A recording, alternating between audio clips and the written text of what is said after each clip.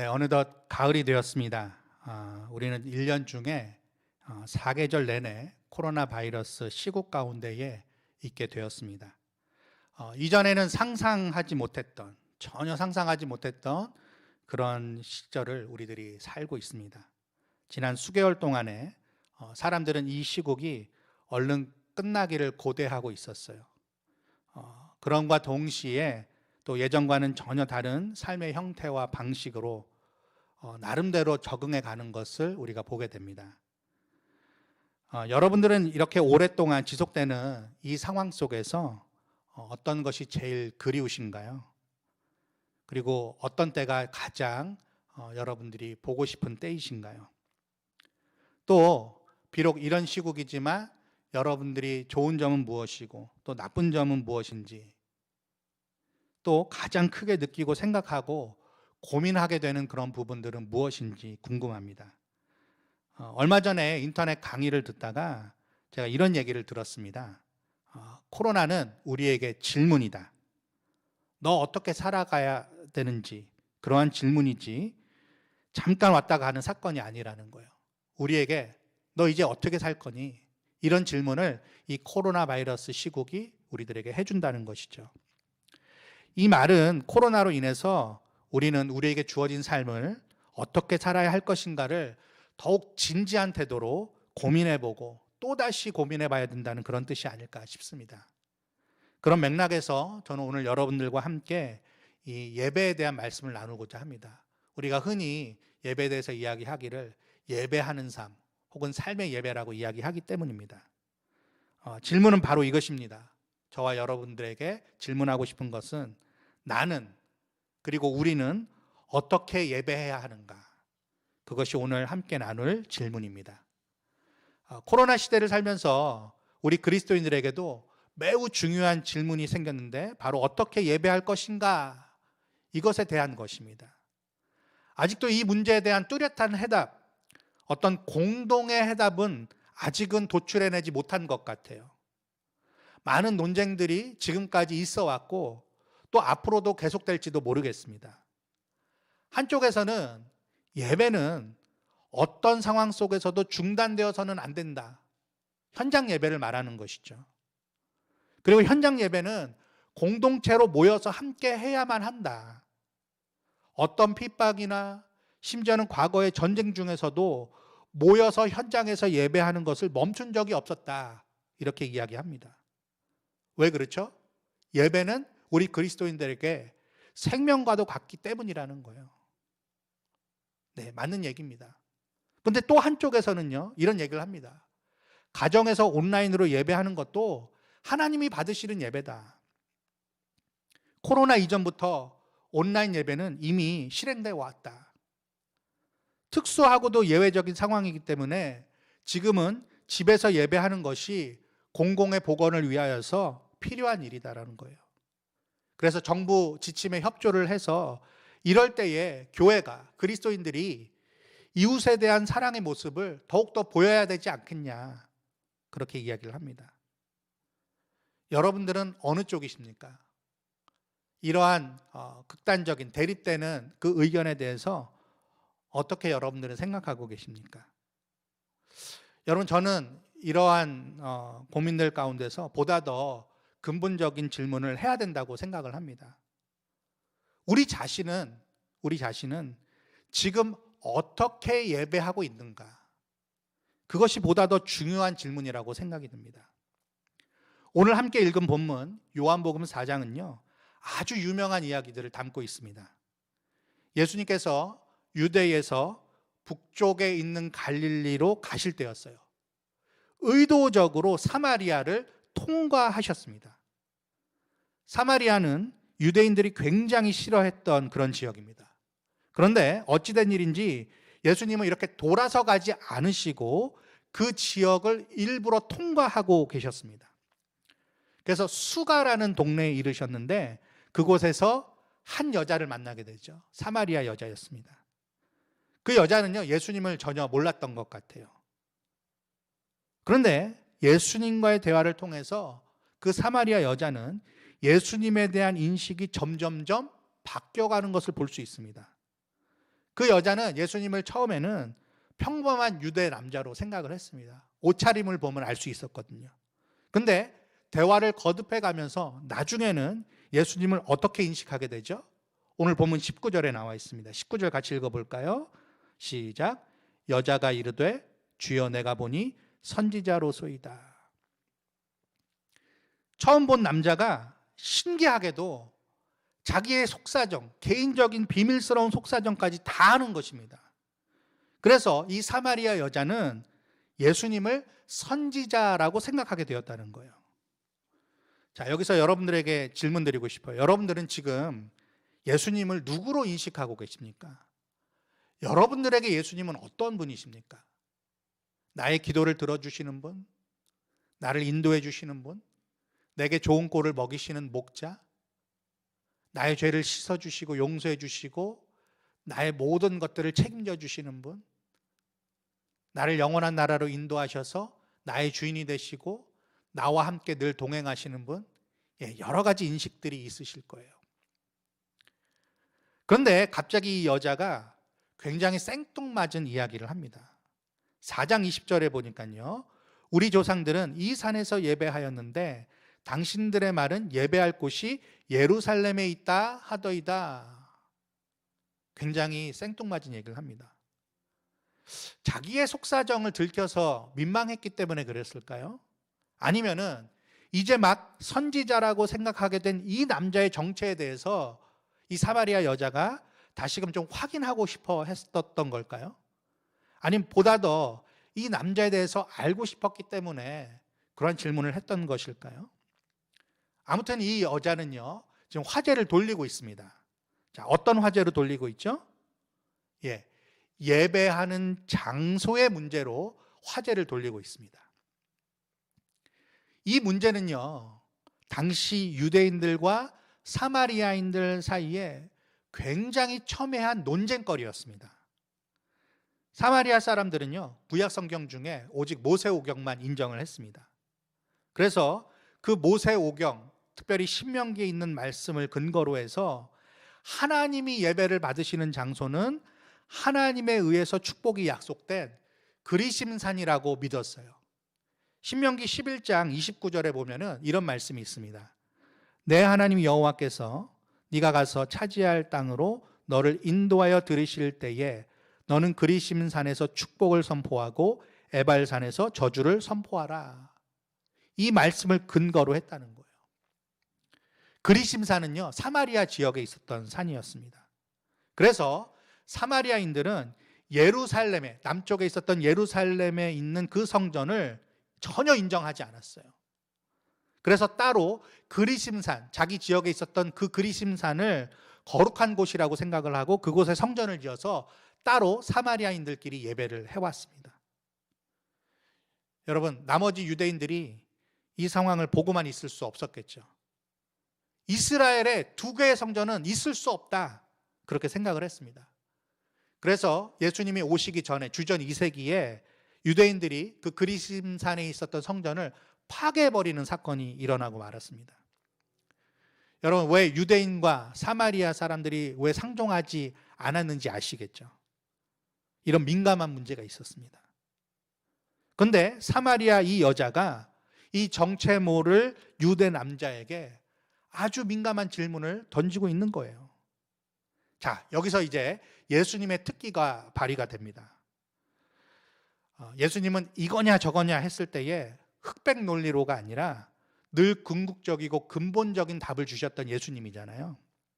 그래서 이 민감한 문제에 대해서, 자, 사마리아, 그래, 너희 사마리아에 있는 산에서 예배해야지, 혹은 아니야, 예루살렘에 있는 곳에서 예배를 해야지, 이렇게 대답하지 않으셨어요.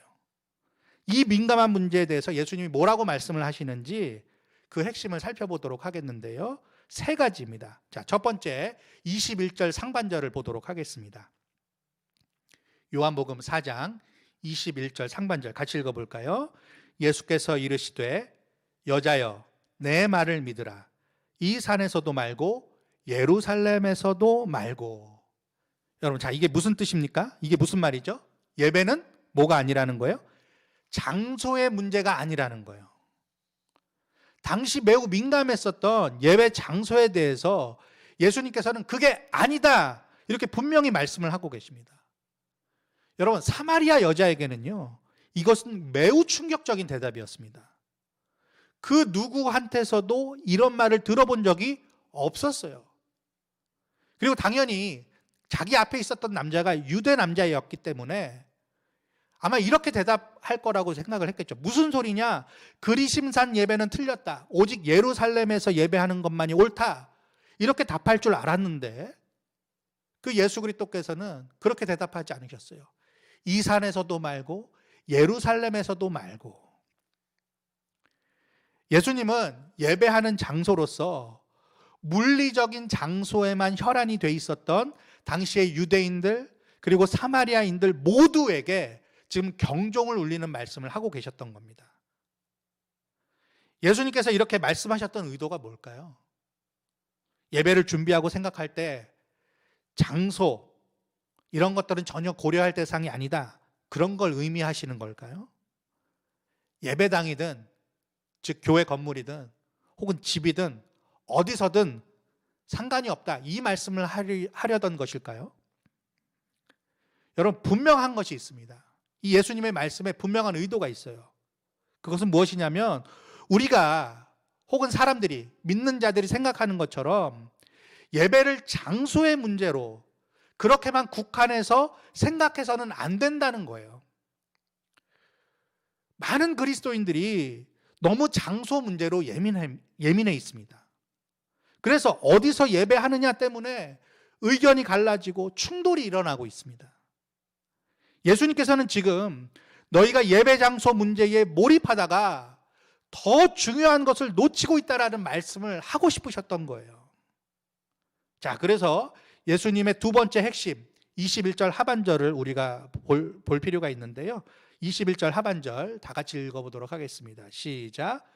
너희가 아버지께 예배할 때가 이르리라. 자, 이 산에서도 말고 예루살렘에서도 말고, 그런 다음에 무슨 말씀을 하셨어요? 너희가 아버지께 예배할 때가 이르리라. 이게 무슨 뜻입니까? 너희가 아직도 예배 장소에 대해서만 관심을 갖고 있는데 정작 중요한 건 그것이 아니다. 예배의 대상이 누구인지를 먼저 생각해야 된다. 오직 그 대상에게 먼저 관심을 갖고 집중하는 것이 너무나도 중요하다. 그 말씀을 하고 계시는 거예요. 근데 그 대상이 누구시죠? 하나님 아버지라는 거예요. 하나님 아버지. 우리 모두가 아버지라고 부를 수 있는 단 한 분, 바로 그분에게 우리가 늘 관심을 가져야 된다는 거예요. 왜요? 그분만이 우리의 예배의 대상이 되시기 때문입니다. 자, 그러면 여기서 우리의 예배의 대상이 되시는 하나님 아버지께서 중요하게 여기시는 것이 무엇인지를 알아야 되겠죠. 그 예배 대상이 되시는 하나님이 뭘 중요하게 보시는가? 그것을 예수님께서 대답을 해주시는데요. 그것이 오늘 세 번째 핵심입니다. 23절 같이 읽어보겠습니다. 시작. 아버지께 참되게 예배하는 자들은 영과 진리로 예배할 때가 오나니 곧 이때라. 아버지께서는 자기에게 이렇게 예배하는 자들을 찾으시느니라. 하나님 아버지께 참되게 예배하고자 하는 자들에게 있어서 가장 중요한 것을 우리 예수님께서 친절하게 가르쳐주고 계세요. 그게 뭐예요? 영과 진리로 예배하는 것.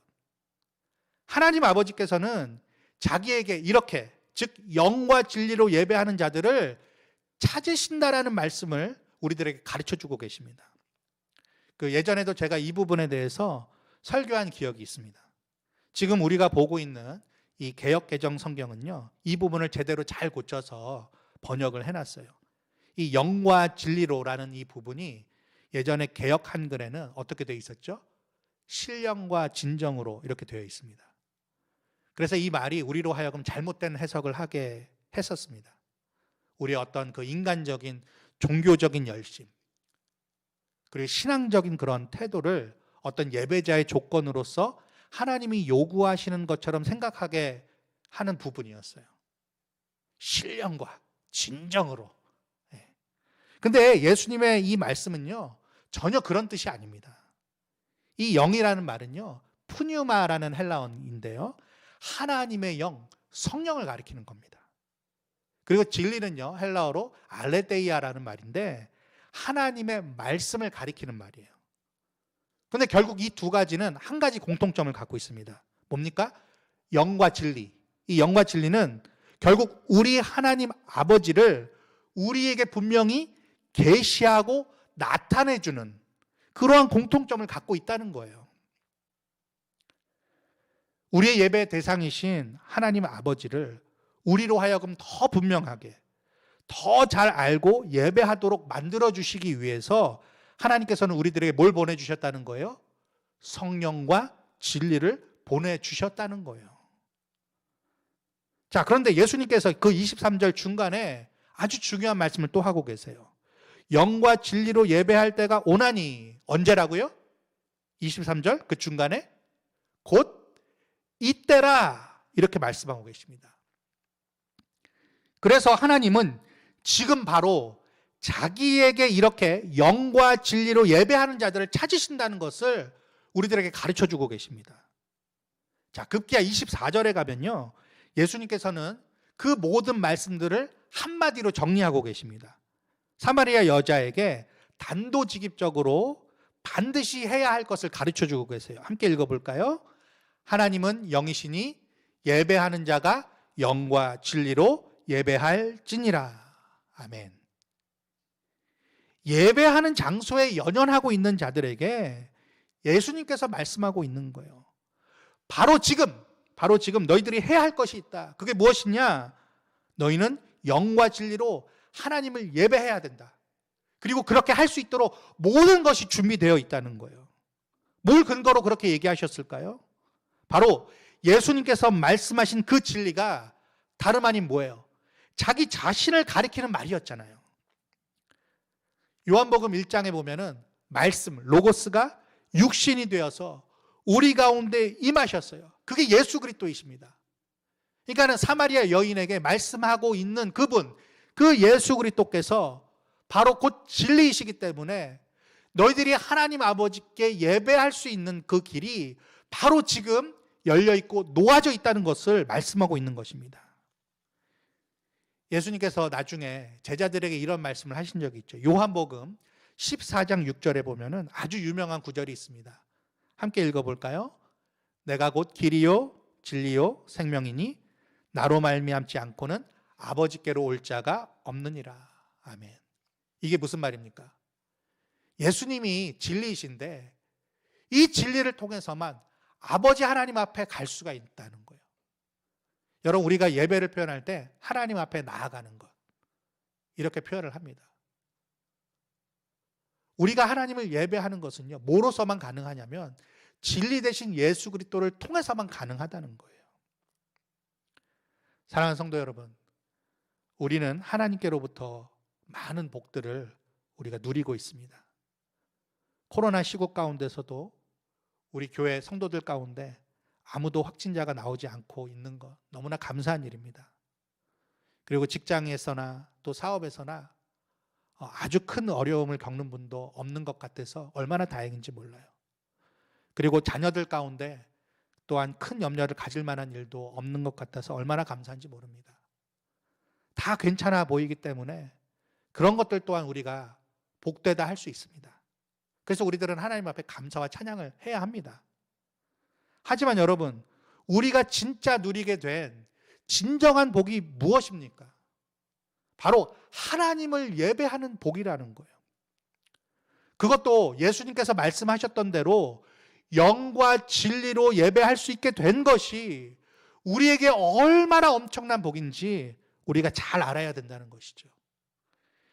예수님께서 이 세상에 우리와 같은 죄인들을 구하시기 위해서 오셨던 바로 그때 우리는 비로소 하나님께 영과 진리로 예배할 수 있는 길이 열렸다라는 사실을 우리들은 가장 큰 복으로 인정해야 된다는 거예요.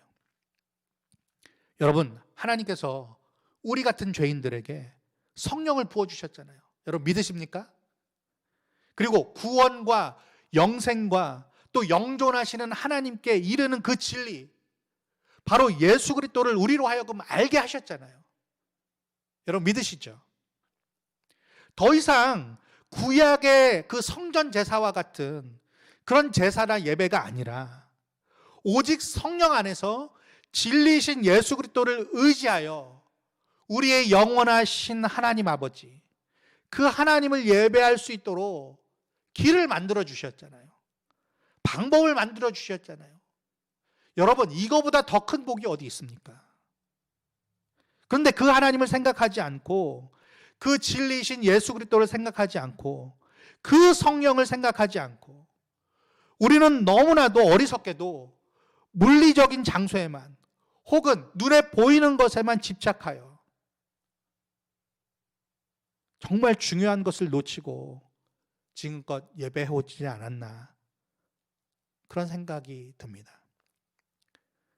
그렇다고 코로나가 종식이 되고 좀 완화가 돼서 예배당에 모여서 예배할 수 있게 되었음에도 불구하고 집에서 온라인으로 예배하겠다고 우리가 무조건 고집하는 것도 옳은 것은 아니겠죠. 왜 그렇죠?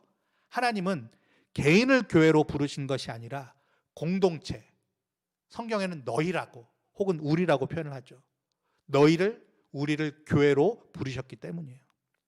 오늘 요한복음 4장에 있는 예수님의 말씀을 통해 제가 여러분들에게 말씀드리고 싶은 것은 아직도 여러분들 가운데 예배를 물리적인 장소의 차원, 보이는 것의 차원에서만 보려는 분들이 혹시라도 계시다면 그것보다 더 중요하게 생각해야 할 것이 있다는 것을 알아야 된다는 거예요.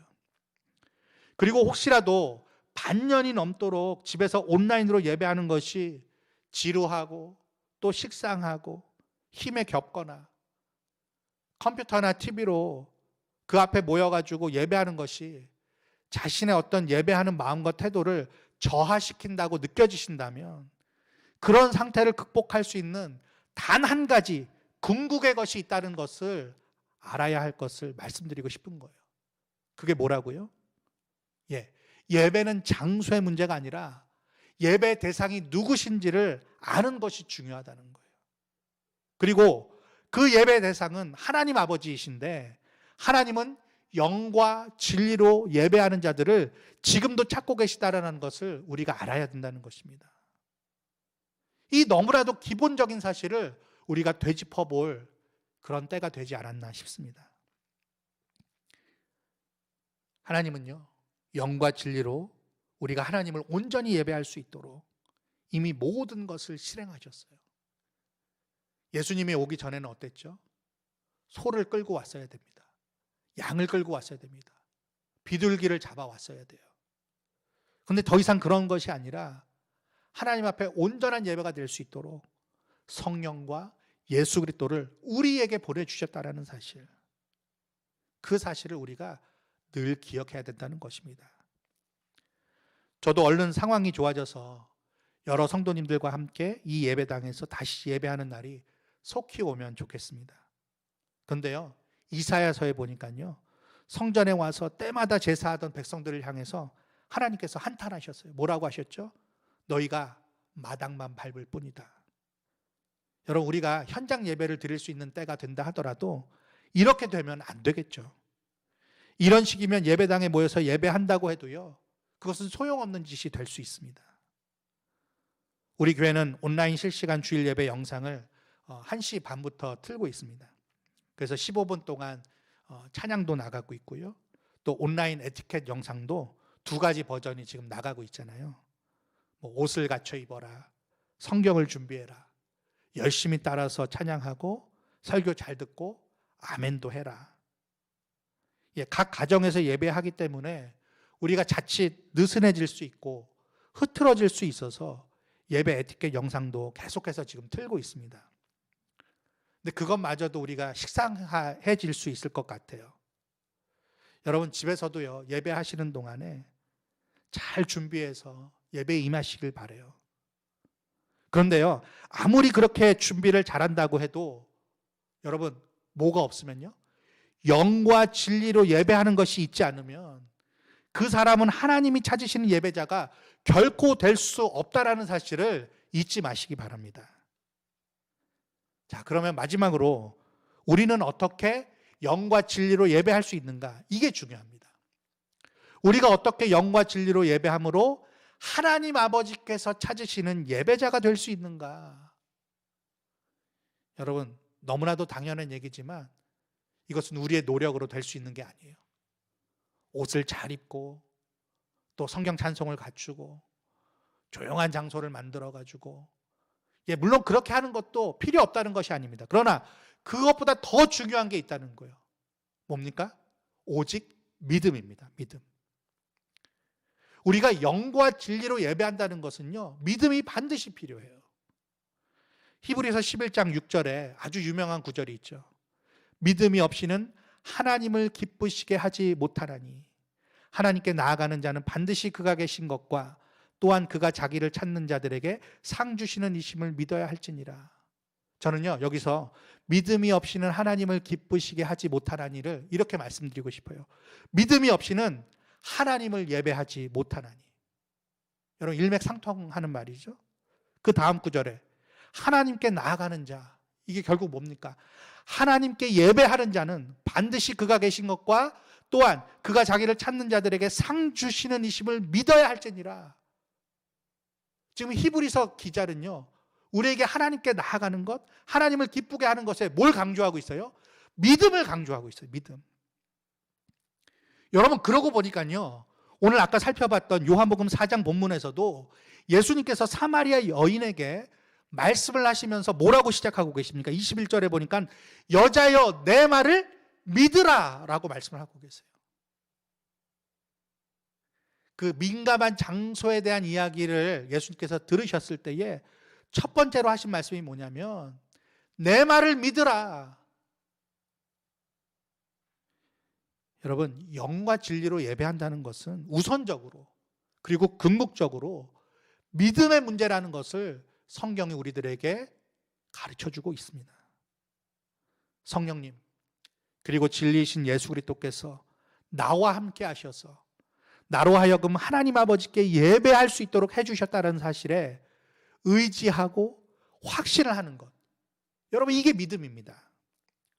내 노력이 아니라 하나님 아버지께서 이미 나를 위하여서 하나님 아버지 앞에 나올 수 있는 그 길, 바로 영과 진리를 우리들에게 마련해 주셨다는 사실을 내가 의지하는 거예요. 그래서 그것을 확신하여서 그 길로 나아가는 것입니다. 그것이 믿음이에요.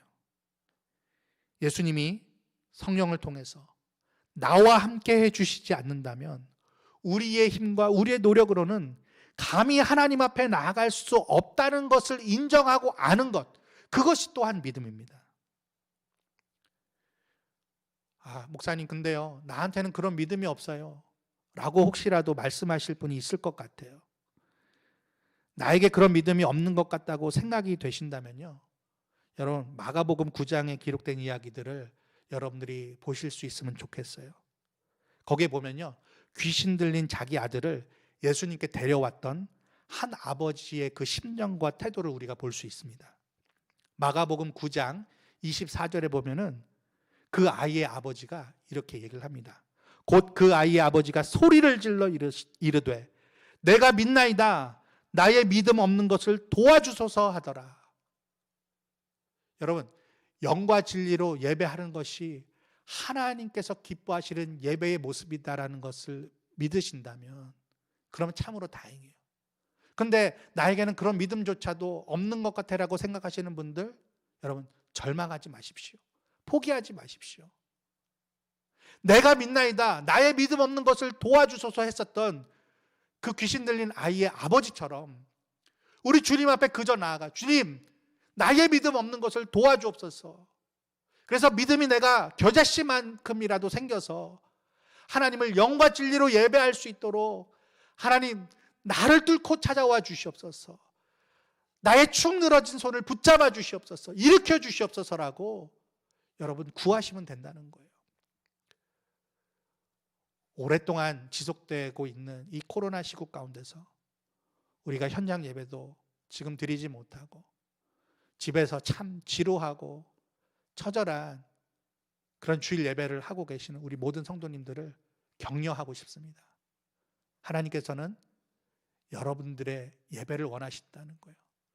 여러분들이 인간적인 노력으로 하는 예배가 아니라 성령과 진리 되신 예수 그리스도를 의지하여 온전히 그를 믿음으로 하나님 앞에 드리는 그 예배, 그 예배를 할 수 있도록 하나님께서는 우리들에게 믿음을 주셨고 성령을 부어주셨고 진리 되신 예수 그리스도께서 우리에게 찾아와 주셨다는 사실을 의지하는 것, 그렇게 예배할 때에 하나님께서 우리들의 예배를 받으시고 기뻐하실 줄 믿습니다.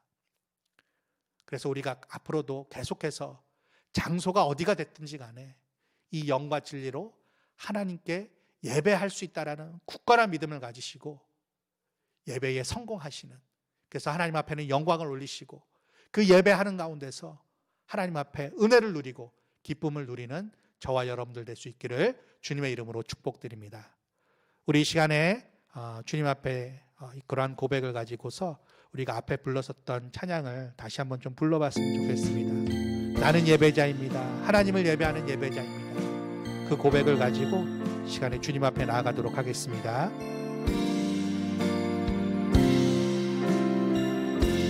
나는 하나님을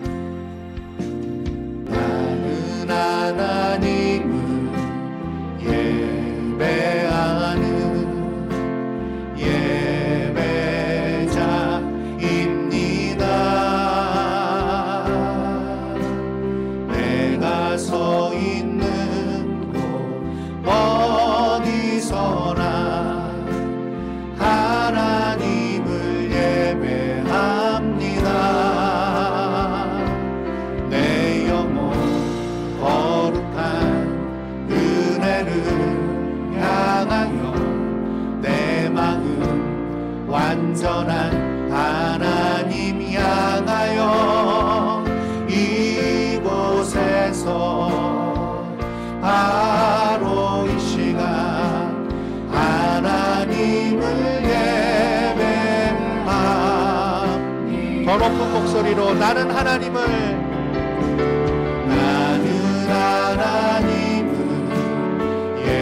예배하는 예배자입니다. 내가 서 있는 곳 어디서나 하나님을 예배합니다. 내 영혼 거룩한 은혜를 향하여 내 마음 완전한 하나님 향하여 이곳에서 바로 이 시간 하나님을 예배합니다. 예배합니다. 찬양합니다. 주님만 날 다스리소서. 예배합니다. 찬양합니다.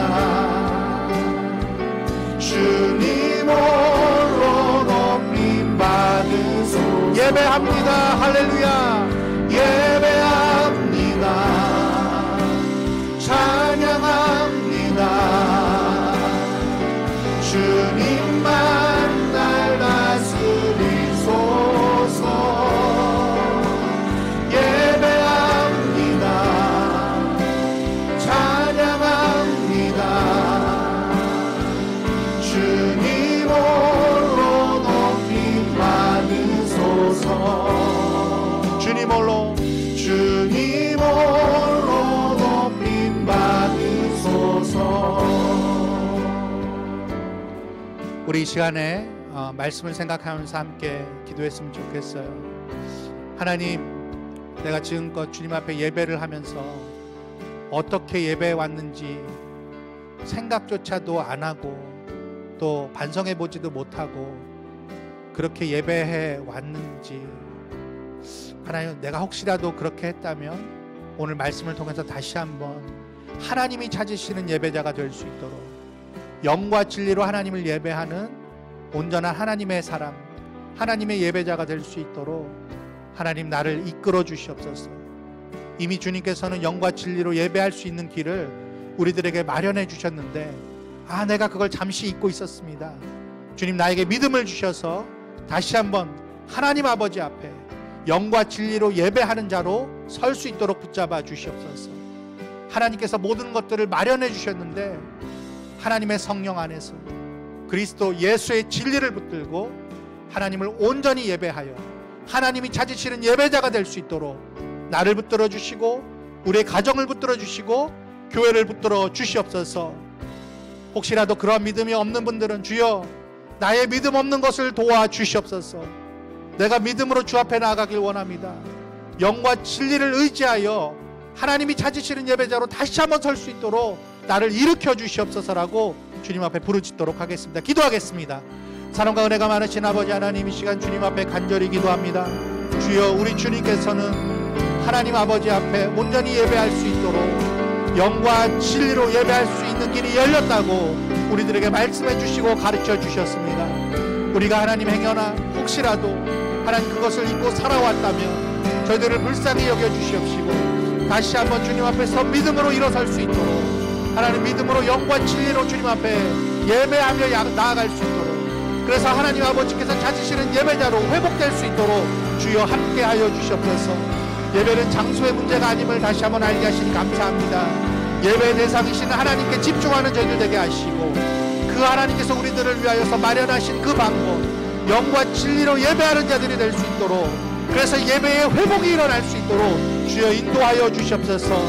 우리가 현장에서 예배하든지 가정에서 예배하든지 하나님 앞에 온전히 예배할 수 있는 자들이 될 수 있도록 인도하여 주시옵시길 원합니다.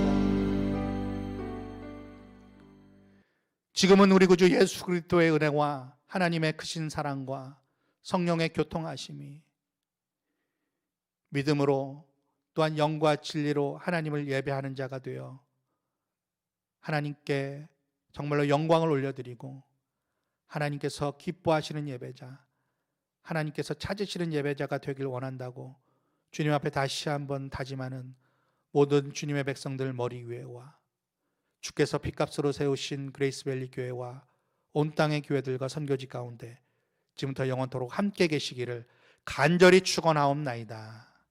아멘.